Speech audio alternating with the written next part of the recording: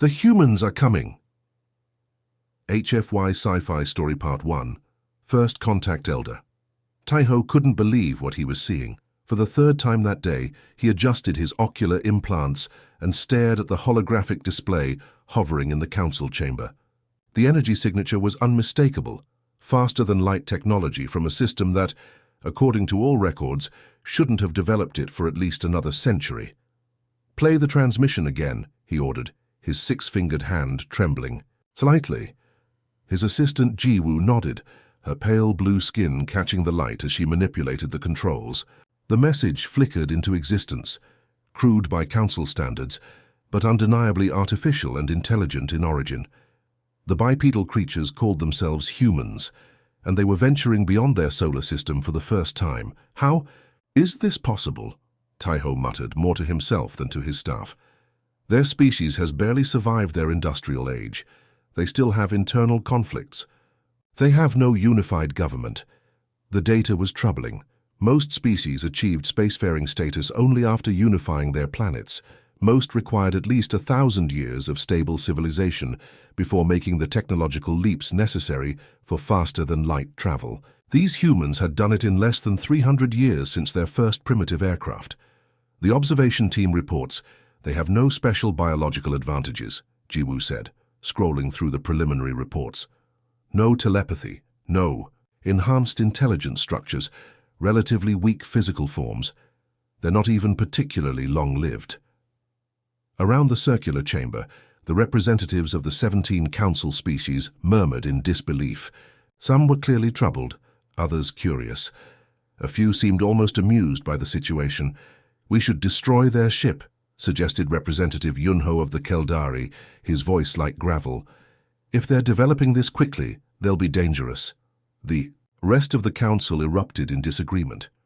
Despite their concerns, outright aggression violated the most sacred principles of the Galactic Council. Even the discovery of a potentially disruptive species wasn't enough to abandon 5,000 years of peaceful coexistence. That's when the alert came through. Captain Dowan's observation vessel, meant to remain cloaked and undetected in the Taiyo, outer reaches of the human solar system, had been discovered. Somehow the primitive scanning technology of the human ship had detected their advanced cloaking system, another impossibility that sent ripples of concern through the council chamber.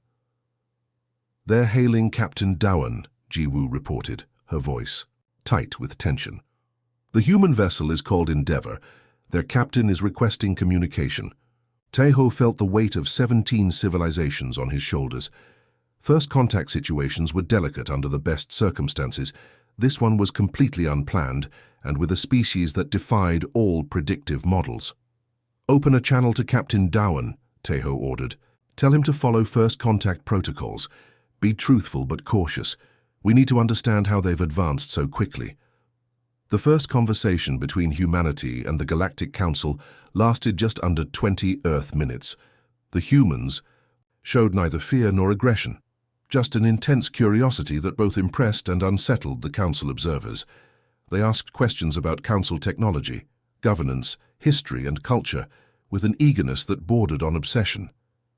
"They adapt so quickly," noted Representative Minji, the eldest of the Vexari delegation. Unlike many others, she seemed fascinated rather than concerned.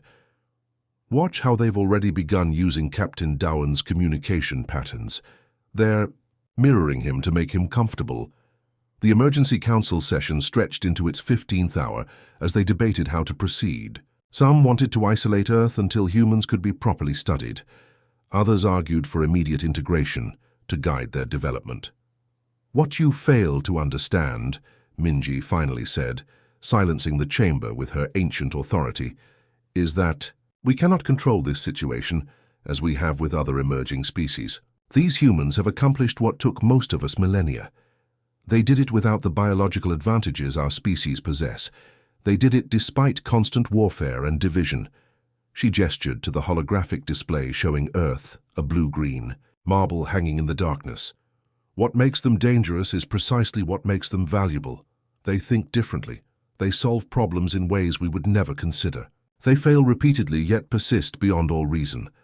The final vote was close, but formal relations were established. A delegation was prepared to make official first contact with Earth's governments. Study teams were organized to learn more about human history and culture. As the council adjourned, Taiho found himself standing beside Minji at the observation window, looking out at the stars. "You seem troubled, Elder," she said. "I've overseen first contact with 3 species in my lifetime," he replied. "All followed predictable patterns. These humans, they make no sense. They're simultaneously primitive and ingenious, violent, yet compassionate, divided yet capable of incredible cooperation." Minji's ancient eyes crinkled with amusement. "Perhaps that's exactly what our ordered, logical council needs, a bit of beautiful chaos." As the human ship Endeavour was escorted toward the council station for the first official meeting, everyone knew the galaxy would never be the same again. Humanity had arrived on the cosmic stage centuries ahead of schedule, and no one, not even the wisest members of the council, could predict what would happen next. The humans are coming. HFY Sci-Fi Story Part 2, The Assessment. 3 months after first contact, scientist Hana stood in the rain outside a small coffee shop in Seoul, watching humans go about their daily lives. Her environmental suit was uncomfortable but necessary. Earth's bacteria could be dangerous to her respiratory system. Still, she preferred direct observation to the remote monitoring most of her colleagues relied on. A small child stopped to stare at her, pointing at her suit and the subtle blue tint of her skin, visible through the transparent face shield. The mother quickly pulled the child along with a polite bow of apology. Hana nodded back. These small cultural exchanges fascinated her. "They know we're watching them, yet they just carry on," she said into her recorder. "Most species become self-conscious, performing for observers rather than behaving naturally. Humans seem to accept our presence and then simply ignore us." Her communication device buzzed. It was Kyung, the council's security chief, who had been assigned to evaluate human military capabilities. "You need to see this," he said without preamble. "Meet me at the assessment center." An hour later, Hana stood beside Kyung and 3 other council representatives, watching human children solve puzzles designed for adult aliens. "This is impossible," one of the observers muttered. The puzzles had been created to test advanced logical thinking. They were challenging even for species with natural telepathic abilities or neural networks far more complex than human brains. Yet these children, none older than 12 Earth years, worked through them with ease. "It's not that they're smarter," Kyung explained. "Watch their approach. They don't follow the intended solution path at all." He replayed footage of a young boy attacking a 3-dimensional puzzle. Where council species would methodically work through each layer in sequence, the boy randomly tested connections, made mistakes, backtracked, and eventually solved it in half the expected time. "They're messy," Hana realized. "They try things that make no sense, fail constantly, but somehow arrive at solutions anyway." "Exactly," Kyung nodded gravely. "And that makes them unpredictable in ways that concern me deeply." The assessment team had split into specialized groups, each studying different aspects of human civilization. Their reports were troubling the council leadership. In a secure conference room, Administrator Sunho reviewed the preliminary findings with growing concern. Humans had survived and evolved despite their physical limitations. No claws, weak muscles, poor sensory abilities, through sheer determination and tool-making ingenuity. Their history was marked by constant conflict, yet they built wonders. Together, they held contradictory beliefs simultaneously without apparent discomfort. "Their adaptability exceeds anything we've encountered," read Kyung's security report. "They can survive in environments from desert to Arctic with minimal technological assistance. More concerning, they can radically change their societies and beliefs within a single generation, a process that takes other species centuries." Sunho sighed and turned to the economic assessment. It was equally problematic. Humans used multiple competing economic systems simultaneously. They traded using abstract concepts of value that made little sense to council economists. They wasted resources constantly, yet innovated with remarkable efficiency when necessary. The medical reports were perhaps most baffling of all. Humans regularly poisoned themselves for pleasure with substances like alcohol, caffeine, and various Drugs. They deliberately exposed themselves to harmful radiation to darken their skin for aesthetic purposes. They modified their bodies with tattoos and piercings, sometimes purely for artistic expression. Their relationship with pain and risk defies standard psychological models, noted the medical team's assessment. Later that week, the full council gathered to hear the assessment team's formal presentation. The chamber was tense as scientist Hannah took the podium.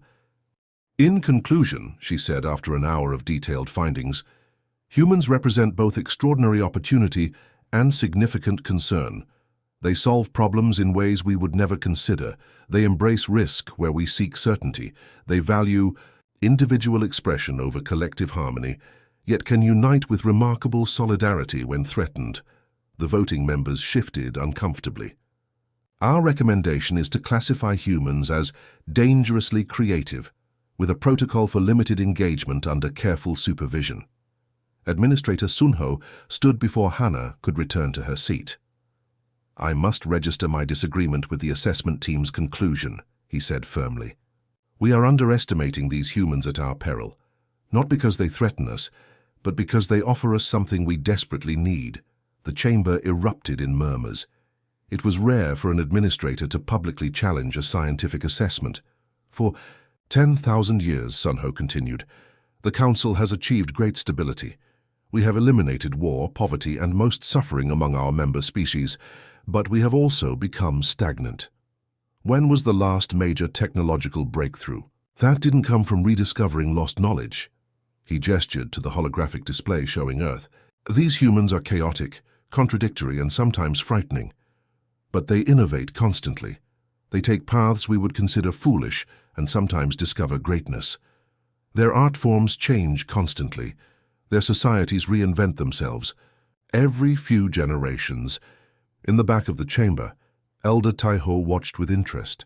The old administrator was making a compelling case, even if it contradicted centuries of council caution. "If we treat humans as a danger to be contained," Sunho concluded, "we will miss the opportunity they represent. I propose full engagement protocols with appropriate safeguards." The debate lasted for days. The final report labeled humans as dangerously creative, with recommendations for carefully controlled interaction. But Sunho's minority position was also officially recorded. Humanity's chaotic nature may be exactly what the Council needs to avoid cultural entropy. As the assessment teams prepared to depart Earth, Hannah took one last walk through the city that had been her home for 3 months.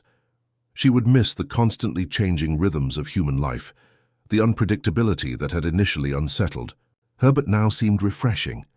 A street musician played a haunting melody she'd never heard before. Nearby, construction workers were building something new. Everywhere she looked, humans were creating, destroying, arguing, cooperating. A beautiful chaos that the ordered council worlds had long forgotten. The humans are coming. HFY Sci-Fi Story Part 3. The crisis, the emergency alarms wailed throughout. The council station, a sound not heard in over 300 years. High Councillor Junho moved swiftly through corridors filled with panicked staff members, his usually perfect composure cracking under the strain. The Void Collective had struck again, and this time they had completely destroyed the Peloran defense fleet. The third such defeat in less than a month. "Status report," he demanded as he entered the crisis chamber. The holographic display in the center of the room showed the grim reality. Red markers indicated fallen council worlds, yellow showed those under imminent threat. Nearly a quarter of the display glowed with these ominous colors. "The collective's armada has altered course," reported Defense Coordinator Sungmin, her voice strained. "They're heading toward the Alarian system. If it falls, they'll have a direct path to 3 core council worlds." The Void Collective had appeared suddenly at the edge of known space 6 months earlier. Unlike any threat the Council had faced, before they operated with hive mind efficiency. Countless ships moving as one perfect organism, overwhelming traditional defenses through flawless coordination. They communicated in ways Council technology couldn't intercept, adapted to every defensive strategy, and showed no interest in diplomacy. "The logical conclusion is becoming unavoidable," said Elder Taiho, his ancient voice cutting through the tension. "We cannot defeat them through conventional means." The unspoken question hung in the air. What unconventional means remained to a civilization that had optimized itself for peace for thousands of years? "The humans," whispered Representative Minji, saying aloud what several had been thinking.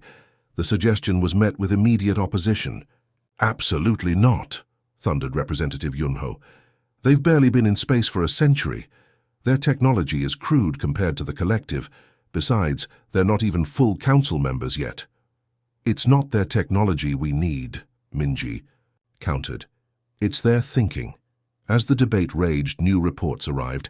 Another council defense fleet had fallen. The pattern was always the same. Council ships fought with logical precision, following optimal battle doctrines developed over centuries. The collective simply adapted faster, finding the mathematical weaknesses in each formation, exploiting them with ruthless efficiency. "We've tried every tactical approach in our military database," Sungmin admitted. "The collective counters each one before we can fully deploy."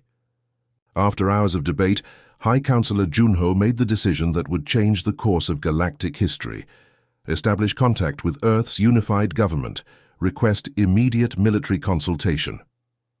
2 days later, Human General Daehyun stood before the Council's military command, her small stature belying her formidable presence.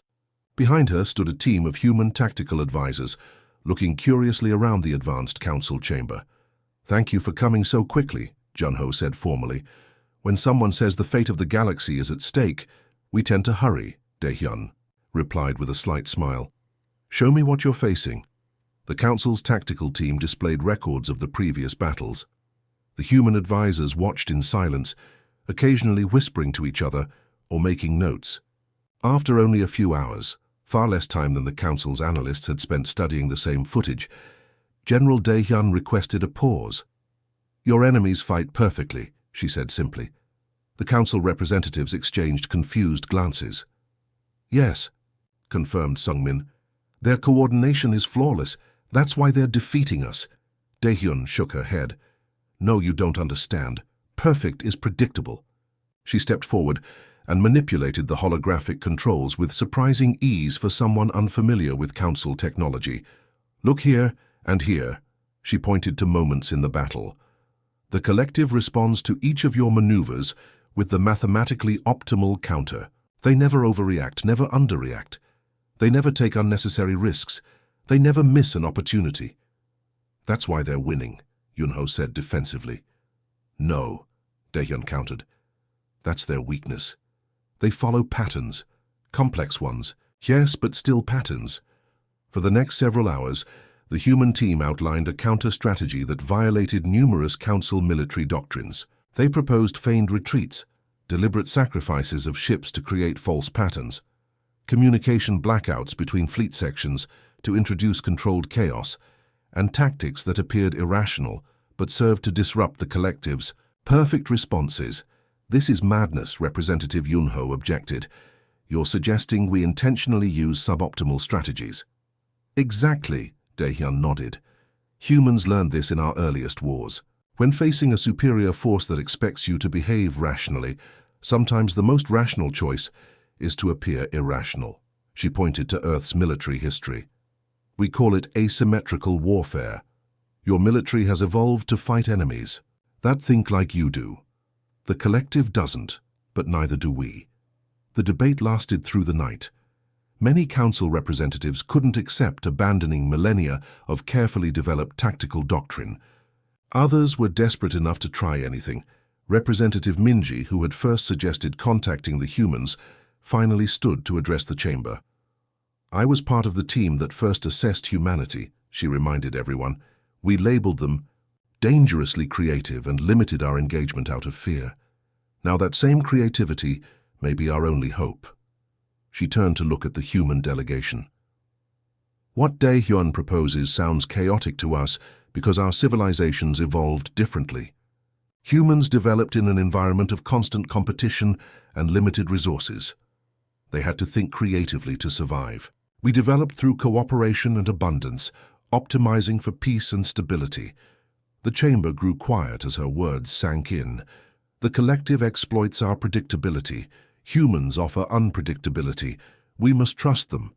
In the end, desperation overcame tradition. The Council voted to implement the human strategy, with General Daehyun given unprecedented authority over the combined fleet.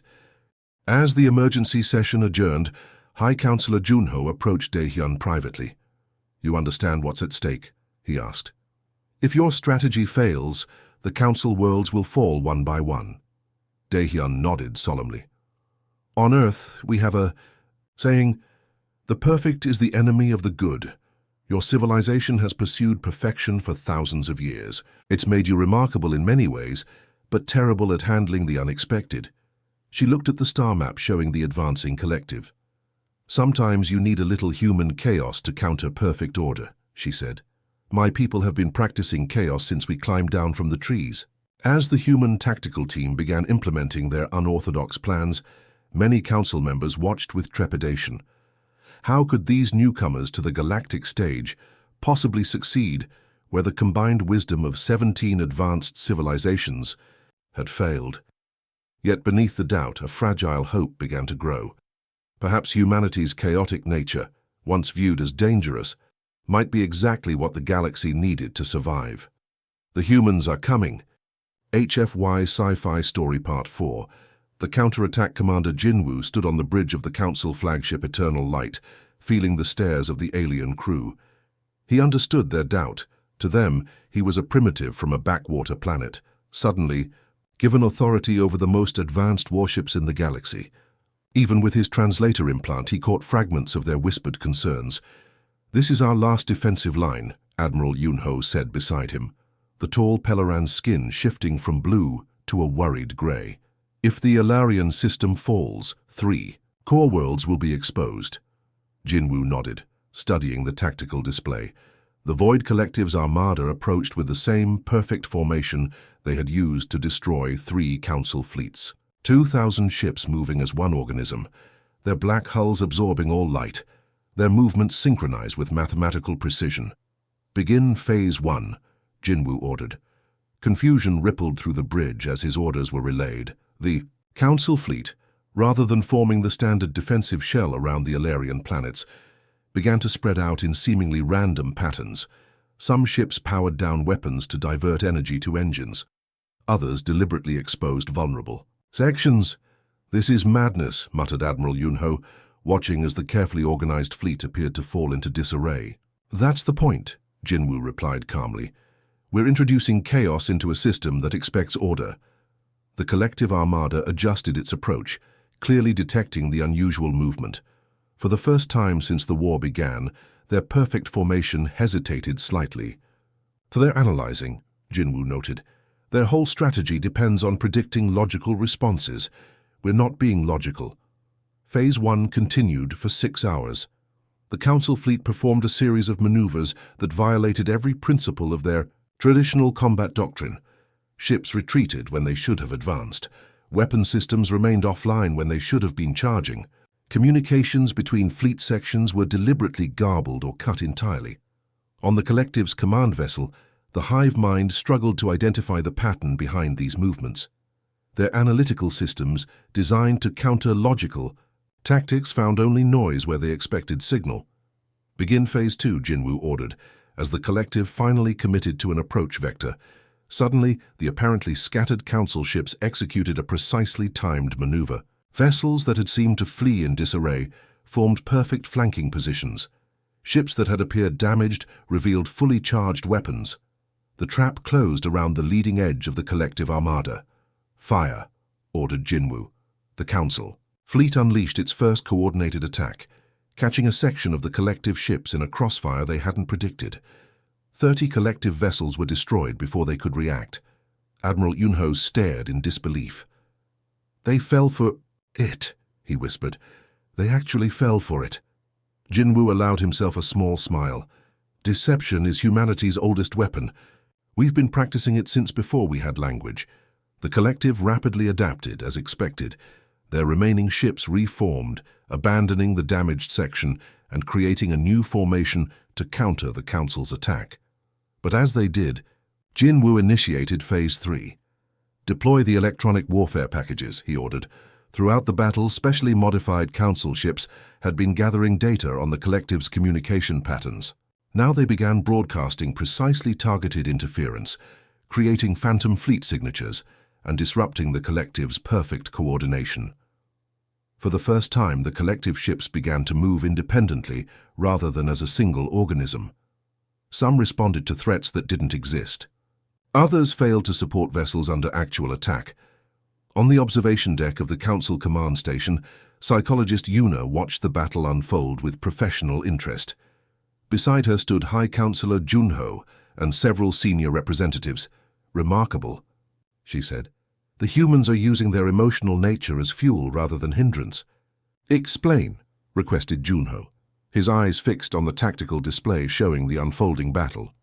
"Council military doctrine evolved to minimize emotional factors," Yuna explained. "We view fear, anger, and hope as dangerous variables that cloud judgment. Our training focuses on eliminating their influence."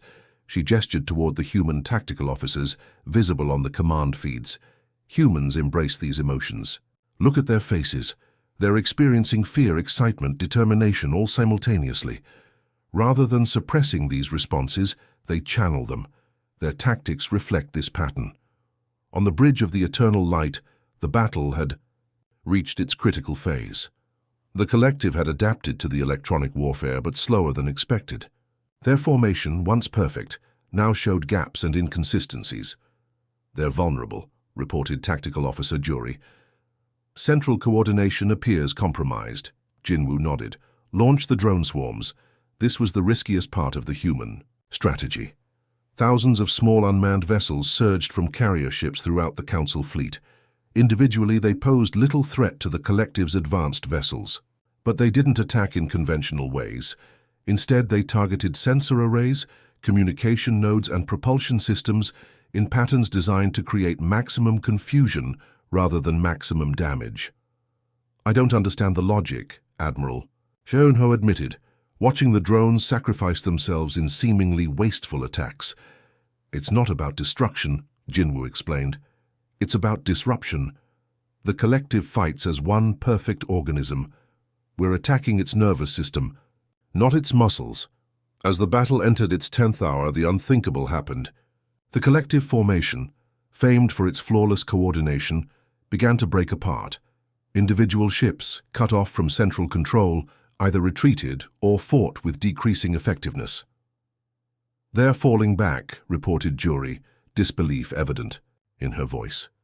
A cheer erupted across the Council fleet as the collective armada began a full retreat from the Ilarian system. For the first time since they appeared, the seemingly invincible enemy had been defeated.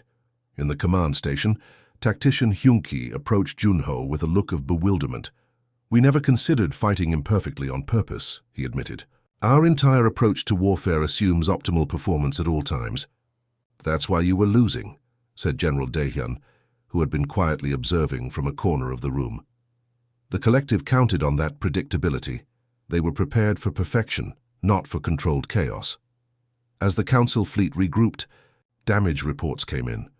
The losses had been significant and over 300 ships destroyed or severely damaged, but compared to the complete annihilation suffered in previous engagements, it was an unprecedented success. "This is just the beginning," Daehyun cautioned, as celebrations spread throughout the Council worlds. "The collective will adapt to these tactics.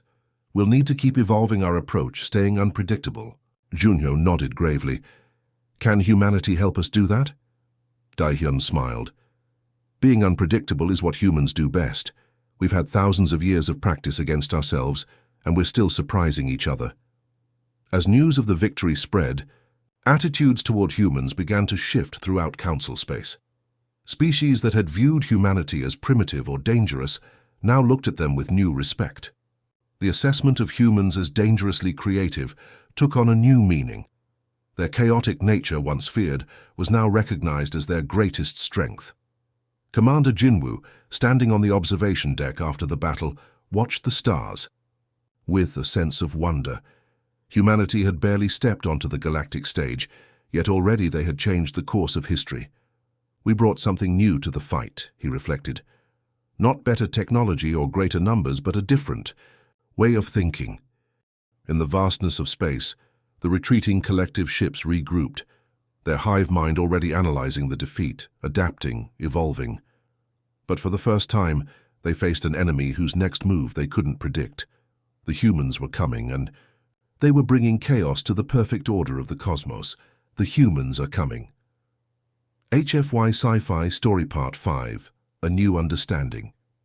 The Great Chamber of the Galactic Council had never been so crowded. Representatives from all 17 member species gathered for the historic occasion, their diverse forms creating a living tapestry of galactic life. In the center of the chamber stood a small delegation of humans, looking both proud and slightly uncomfortable under the scrutiny of thousands of alien eyes. Elder Taiho approached the ancient podium of unity, his movements slow but deliberate. 6 months had passed since the decisive victory over the Void Collective. 6 months of continued human-led operations that had pushed the enemy back beyond Council borders. 6 months that had changed everything. Today marks a turning point in our shared history, Taiho began, his amplified voice reaching every corner of the vast chamber. For 10,000 years, the Council has represented the pinnacle of galactic civilization. We believed we had reached the perfect balance of knowledge, technology, and cultural harmony. He paused, looking directly at the human delegation. We were wrong. A murmur rippled through the assembly. Such an admission from an elder was unprecedented. When humans first achieved faster-than-light travel, and we detected their presence, many of us viewed them with concern, even fear. Their history was filled with conflict.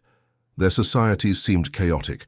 Their technology developed in unpredictable bursts rather than the steady, measured progress we valued. Taiho gestured toward the human representatives. We classified them as dangerously creative and recommended limited engagement. I personally advocated for this cautious approach.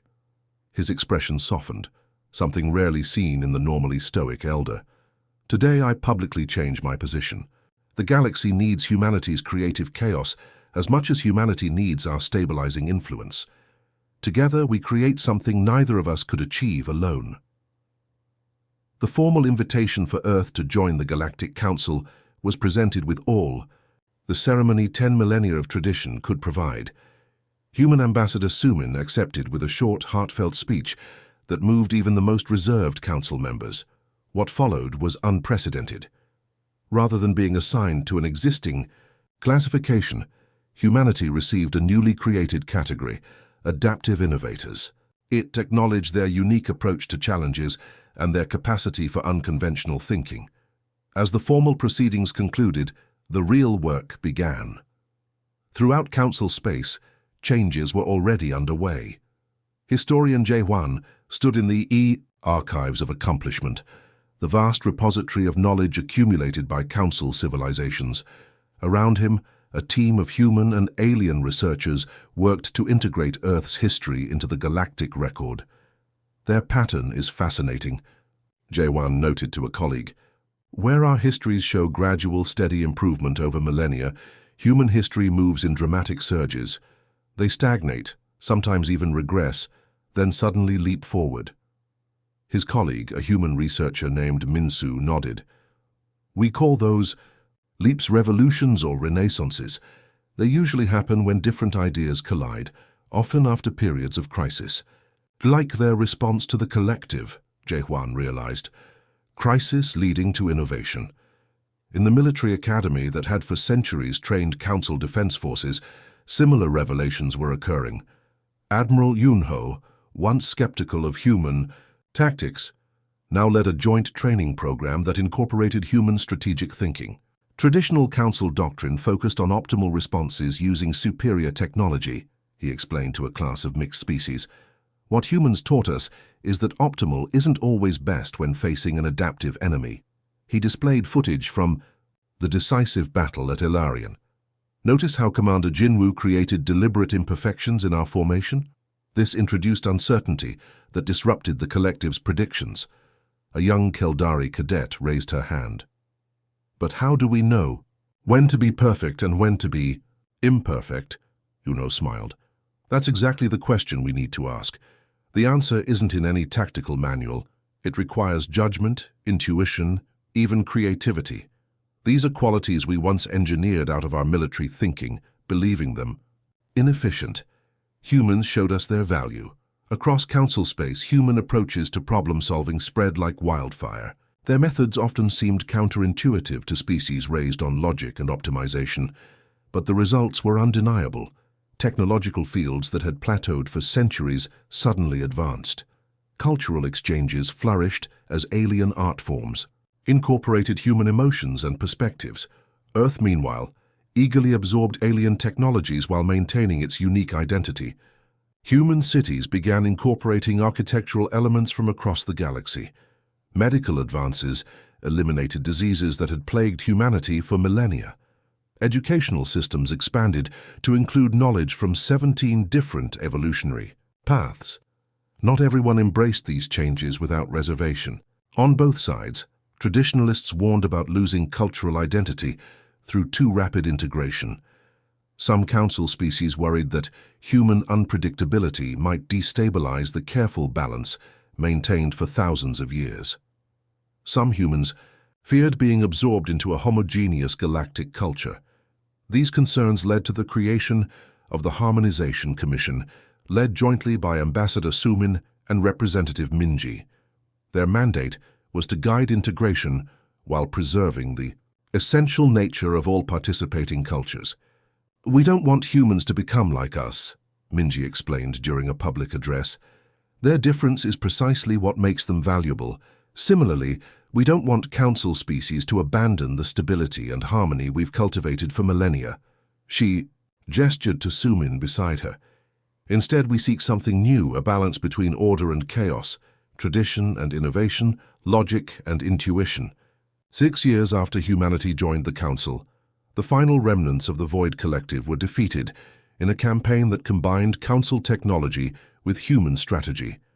The celebration that followed marked not just a military victory, but the triumph of a new approach to galactic civilization.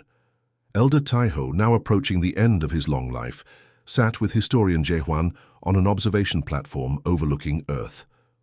Below them, the blue-green planet sparkled with cities that blended human and alien architecture. "I've been reviewing the assessment reports from our first contact with humans," Jehuan said. "We got so many things wrong." Taiho nodded. "We evaluated them by our standards, not understanding that their differences were adaptive rather than primitive." "Neither of us will remain unchanged," Jehuan observed, watching ships from across the galaxy arriving and departing from Earth's orbital stations. "Humans are becoming more methodical, more patient. We're becoming more creative, more willing to embrace change. Together we'll build something greater than either civilization could alone," Taiho agreed. As darkness fell across the continent below them, lights began to appear, billions of them marking human habitations.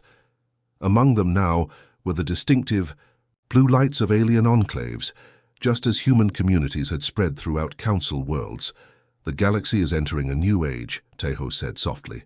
"For 10,000 years, we maintained what we had built, perfecting it, polishing it, but rarely expanding beyond what we knew.